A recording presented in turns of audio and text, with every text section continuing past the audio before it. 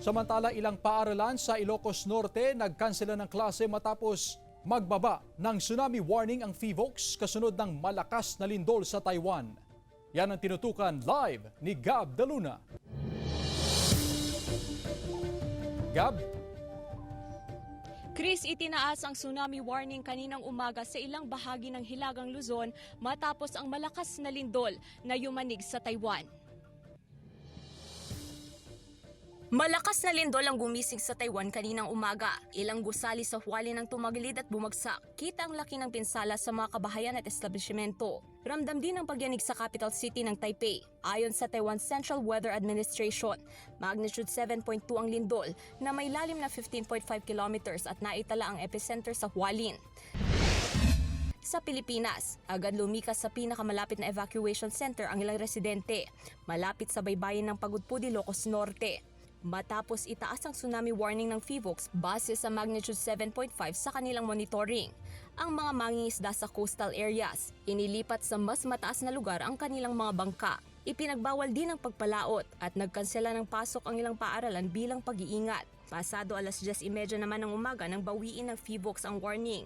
May preemptive evacuation sa may Pagudpud, pero na-cancel na nga.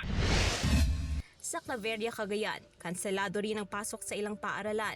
Wala naman daw lumikas ng mga residente, ngunit hindi pa rin binababa ang abiso sa pagbabawal ng pagpapalaot.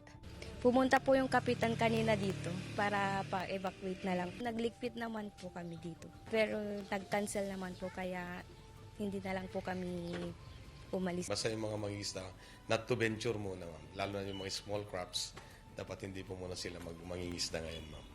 Kasi baka may mga aftershocks. Tumutok din ang Municipal Disaster Risk Reduction and Management Council sa sitwasyon ng mga coastal area sa Apari, Cagayan. Pinauwi ng mga mag-aaral matapos magbaba ng tsunami warning ang PHIVOLCS kasunod ng nangyaring malakas na lindol sa Taiwan. Kalmado naman ang dagat sa baybayin ng Cagayan sa ngayon.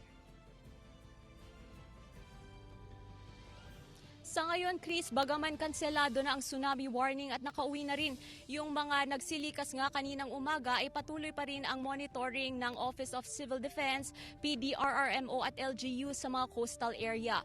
Paalala naman sa mga mangingisda at mga nakatira sa coastal area nga na patuloy na maging alerto. Inaasahan naman na magbabalik eskwela yung mga mag-aaral bukas matapos kanselahin kaninang umaga ang kanilang pasok bunsod ng tsunami warning.